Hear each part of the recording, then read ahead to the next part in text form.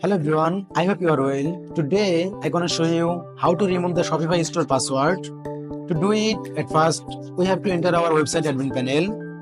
I'm going to my website admin panel. Yes, this is my website admin panel. Then from the left side, under sales channels, click on online store. Then click on preferences. Then from the right side, scroll down. Under the password protection, you can set your password here. As it's our development website, we cannot disable it. I mean the option to remove the password is disabled here.